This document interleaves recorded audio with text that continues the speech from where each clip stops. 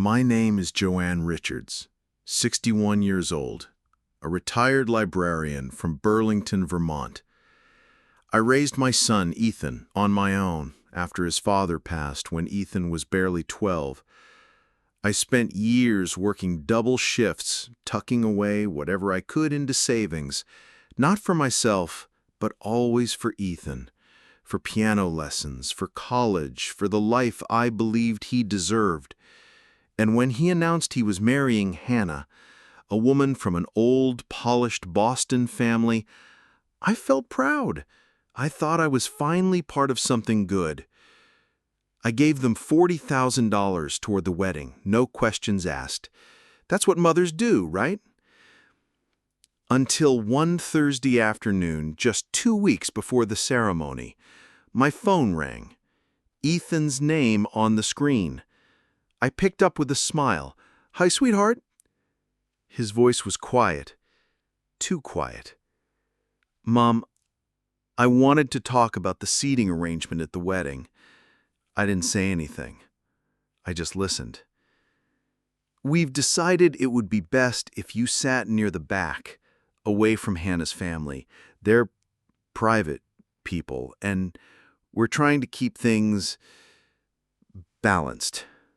That's what he said, balanced, like I was a weight on the scale tipping it the wrong way. I didn't cry. I didn't yell.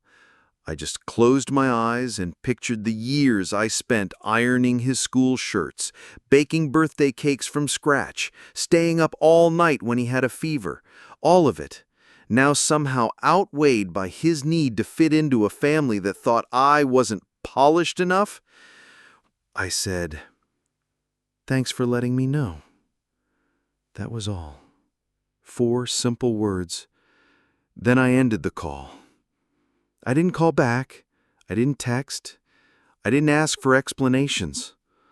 I just sat there in my kitchen with the late afternoon sun falling through the window, feeling like the whole world had shifted just slightly off balance. That's when I realized something.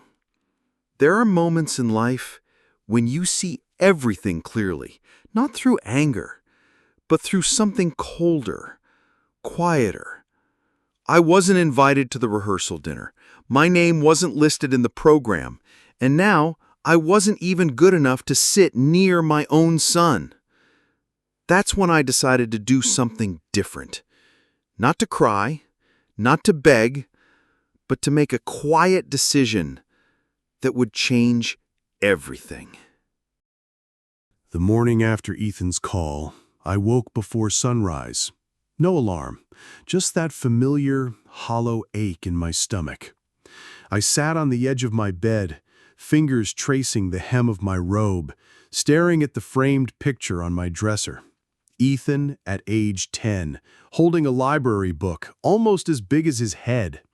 His gap-toothed smile beaming up at me like I was his whole world. That memory felt distant now, like a photograph left in the sun too long. I spent the first few hours of that day folding and refolding towels, pacing from room to room. I didn't call Ethan back. I didn't tell anyone what had happened. But I couldn't shake the quiet, simmering weight sitting in my chest. Rage wasn't the right word. It wasn't hot and loud. It was cold, slow, like a river freezing over. At 9 a.m. sharp, I walked into the Burlington Community Bank, where I'd kept my accounts for over 30 years. The branch manager, a kind man named Patrick, greeted me with the usual, "Morning, Mrs. Richards. What can I do for you today?" I didn't smile. "Patrick," I said quietly, "I need to make a change regarding a wire transfer." He gestured toward his office, sensing my tone. Once seated, I slid a folded sheet of paper across his desk. The bank details for the wedding caterer I had promised to pay. A final payment of $20,000 was scheduled for next week. "I want it canceled," I said. My voice was calm, measured. His brows lifted. "Are you sure? That's for the wedding, isn't it?" I nodded slowly. Circumstances have changed. He hesitated, glancing down at the file on his desk. I can process the cancellation, but there might be a fee. I don't mind. He entered a few things into his computer, then paused again. Do you want me to transfer the funds back to your savings account, or? No, I said. Transfer them to the Vermont Public Library Fund. I've been meaning to make a donation. Seems like a good time. Patrick's hands paused over his keyboard, and for the first time, his professional mask slipped a little. Mrs. Richards, is everything okay? I looked out the window, watching a sparrow peck at crumbs on the sidewalk. It will be.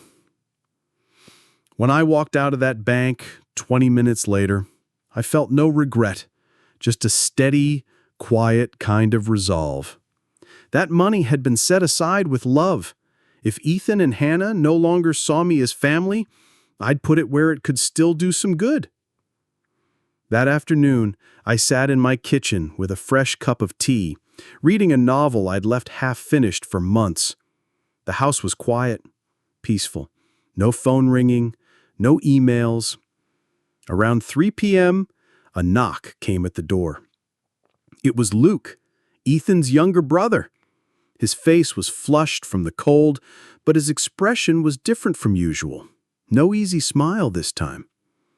"Mom," he said, "Emily told me.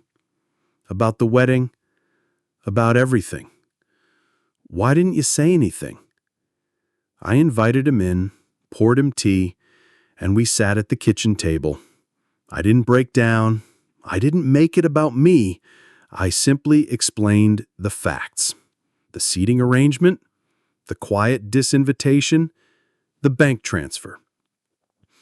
Luke listened with his jaw set, shaking his head slowly. That's messed up. Ethan's lost his mind. I shrugged. Maybe. Or maybe he just outgrew me. Luke was quiet for a long time. Finally, he said, "You know what? Maybe it's time you started doing things for yourself. You've spent your whole life making sure Ethan and I had everything. Maybe now it's your turn." That night, as I sat in my armchair with a blanket over my lap, I felt something I hadn't in years. A quiet, clear sense of control. I didn't need to chase after anyone, not even my own son. The days after my quiet visit to the bank passed like calm before a storm. I went about my routine, grocery shopping, reading, tending my tiny garden. But there was a steady, quiet certainty in me now. I wasn't waiting for anyone's apology. I wasn't even angry anymore, just focused. 4 days later, around mid-morning, my phone rang. The name flashing on the screen? Ethan's mother-in-law, Maureen. I'd met Maureen twice. She was polite, in the way some people are polite when they don't expect to ever need you for anything. I answered, my voice even. "Hello." Maureen didn't bother with greetings. "Caroline, it's Maureen. I was just made aware of some issues. Apparently, the venue has not received the remaining balance for Ethan and Hannah's wedding. I thought you had." I didn't raise my voice, didn't flinch. "Oh," I said calmly, "I assumed private people would fund private events." The silence on the other end stretched, just long enough for me to sip my tea. Then Maureen huffed, trying to regain her footing. "I wasn't aware of all the details." Neither was I, until last week. I ended the call gently. No slamming phones, no raised voice, just silence. But I wasn't finished. That afternoon, I booked a flight to Boston. Quietly, without telling anyone. I didn't want a scene. I didn't want drama.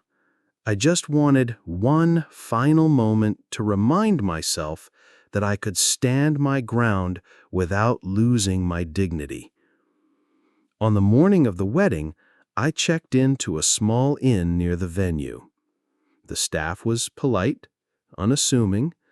No one there knew me as anything other than a quiet woman in a navy blue coat. I spent the morning getting ready, ironing my dress, fixing my hair and soft curls, midnight blue silk, the kind of dress I'd saved for something special. By 2 p.m., I stood outside the stone archway of St. Clair's Chapel, where Ethan and Hannah's wedding was set to begin. I didn't push through the doors. I didn't try to insert myself. Instead, I waited quietly on the steps, holding a small white envelope. About 10 minutes before the ceremony, a car pulled up. It was Luke. His face was flushed as he hurried up the steps. "Mom," he said breathlessly, seeing me, "what are you doing here?" I smiled softly. "I came to deliver this." I held up the envelope. Inside was a simple note addressed to Ethan. "I wish you love, strength, and clarity in all things. Mom." Luke looked at the envelope, then at me, eyes tight. "You're really not coming inside?" I shook my head. No. They made their choice. I made mine. He swallowed hard, glancing toward the chapel entrance. Guests were filing in now. Women in pale dresses, men in tuxedos. I could see Maureen standing by the door, scanning the crowd as if already sensing something was off. He opened his mouth, then closed it again. He took the envelope from my hand. "I'll make sure he gets it," he said quietly. And that was enough. I stepped back, turned toward the sidewalk, and walked away. Not fast, not in anger, just walking forward. That evening, I sat in my inn room with a cup of tea, watching the rain come down in quiet sheets against the window.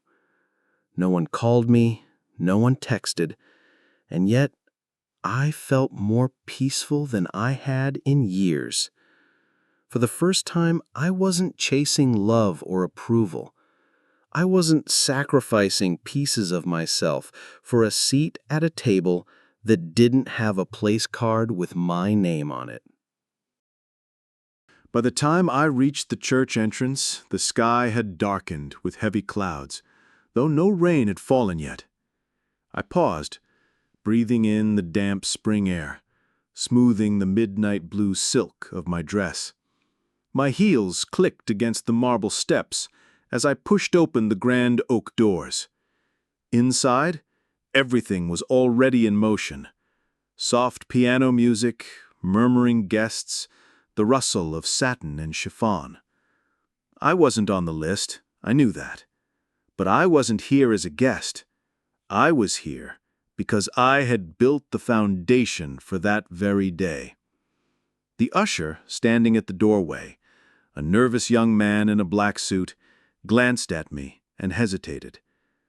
"Ma'am, do you have a seating card?" he asked politely. I looked him in the eye, voice steady. "I'm the groom's mother. I'll sit where mothers sit." He blinked. There was a pause, as if he was waiting for someone to object, but no one did. With a quiet nod, he led me down the aisle. The church was filled with elegant faces, some familiar, most not. Hannah's parents sat proudly in the front row, beaming and whispering to each other. I was shown to the second row, directly behind the immediate family. I sat down slowly, hands folded in my lap, eyes forward. My heart beat evenly. I wasn't angry. I wasn't here for attention. I was simply here because I deserved to be. But the peace didn't last long. Just minutes before the ceremony was set to begin, as the music shifted to the prelude, I felt a tap on my shoulder. I turned, and there she was, Hannah's cousin. I recognized her from photos. Tall, severe, looking like she'd been appointed family security. "Mrs. Brighton," she whispered tightly, "I think there's been a misunderstanding. You're not on the seating chart. Could you please move to the back?" Her voice was quiet, but sharp enough for the 2 rows in front to hear. I caught Maureen's glance turning towards us. I caught the shift in body language from the people around me. I could have stood up. I could have left. Instead, I opened my small clutch bag and pulled out the white envelope. I handed it not to Hannah's cousin, but to the wedding coordinator standing nearby, clipboard in hand. "Inside," I said calmly, "you'll find receipts. $40,000 worth of prepaid services. Then you deposit flowers, catering down payment." The coordinator hesitated, looking from me to the envelope. I saw her lips move as she read the label on the front, "Paid in full, Caroline Brighton." I stood slowly, not in anger, but in quiet control. I'm the reason this wedding even has flowers. I sit where I choose. Silence fell around me. The cousin didn't say another word. The coordinator stepped back, eyes wide with unspoken understanding. I didn't sit again in the 2nd row. I stepped past it, past the line drawn from me, and sat directly in the front row, opposite Maureen and her husband. No one stopped me. No one dared. For the remainder of the ceremony, I sat with my hands folded, eyes dry, watching my son's face as he stood at the altar. He didn't look back to see me, but I knew he'd feel it. I knew the weight of my presence would settle eventually. That was enough. The music from the reception hall floated through the air like a low hum, mixing with the scent of white roses and champagne. I stood near the edge of the room, one hand resting lightly on a table, watching as guests whirled past in a blur of tuxedos and gowns. I wasn't looking for anyone in particular. I wasn't waiting. I was simply present. That's when I saw Ethan threading his way through the crowd toward me. He wasn't walking with the steady confidence of a groom basking in his wedding day glow. No. His shoulders were tight.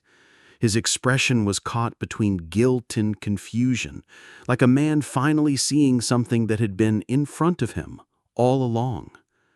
"Mom," his voice cracked a little, "I didn't know you were here." I met his eyes calmly. "You didn't notice." He stopped a few feet away, looking down at his hands. He was holding a glass of champagne, but it wobbled slightly as he set it down on the nearest table. "Why didn't you tell me?" he asked quietly. "Why didn't you say you were coming?" I watched him a moment before answering. Because I needed to know if I mattered when I wasn't paying. His face tightened, a muscle jumping in his jaw. For a long beat, he didn't say anything. Around us, the music continued. The laughter of his new in-laws echoed distantly. It felt like we were standing inside a quiet pocket of the world, while everything else spun past. "I'm sorry," he said eventually. The words seemed to weigh more than he could carry. I gave a slight nod, but didn't press. That was all I needed. I wasn't there to make a scene. I wasn't there to demand explanations or beg for forgiveness. I had given everything I could as a mother. Years of love, money, quiet support. It was enough. Whether Ethan or anyone else chose to recognize it wasn't my burden anymore. As the evening wore on, I slipped away from the hall before the cake cutting. No one noticed. I was fine. I returned to my quiet hotel room 2 blocks away, kicked off my heels, and sat by the window with a cup of tea. The city lights glowed faintly through sheer curtains, and for once, my mind was still. That next morning, I found a folded piece of paper slipped under my door. No text message, no call, a simple handwritten note in Ethan's careful, blocky handwriting. You didn't deserve any of that. I'm sorry. I hope it's not too late. I smiled quietly to myself. No tears, no anger, just a small, steady warmth settling in my chest. It wasn't about the wedding anymore. It wasn't even about the money. It was about knowing that sometimes recognition comes when the silence becomes too loud to ignore. And when it does, it feels like breathing fresh air after a long time underwater. That day, I put on a pair of comfortable shoes, stepped out into the cool Oregon morning, and walked through the city like I had my whole life ahead of me. Not as someone's mother or someone's widow, but simply as Caroline. As I stood in my kitchen that evening, the soft hum of the kettle warming up beside me, I realized something simple yet profound. Peace doesn't always come from others making things right. Sometimes peace comes from deciding that you no longer need their permission to move on. From the moment I received Emily's email, those cold, clipped words telling me I wasn't needed at her wedding, I'd gone through the entire spectrum: shock, sadness, anger, and finally, clarity. And through each step, I had acted deliberately, canceling the wire transfer, drawing my boundaries, speaking quietly but firmly when Luke showed up on my doorstep demanding explanations. Each choice had been mine. I wasn't the woman I had been years ago, constantly giving, constantly bending to make everyone else's life easier. I had spent decades making sure my children never lacked a thing, and yet, when my presence no longer seemed convenient, I was the first to be cast aside. But that's the thing about love. Real love isn't conditional. Real love doesn't measure your worth by the size of your check or the smoothness of a wedding day. In the weeks following the canceled wedding, I learned to find small joys again. Lunches with Robert from work, not as a boss and employee, but as two people sharing good food and quiet conversation. I started a pottery class on Saturday mornings, my hands covered in cool clay as I shaped bowls and mugs that weren't perfect, but were mine. I reconnected with old friends I hadn't seen in years, people who remembered me as more than just Emily and Luke's mother.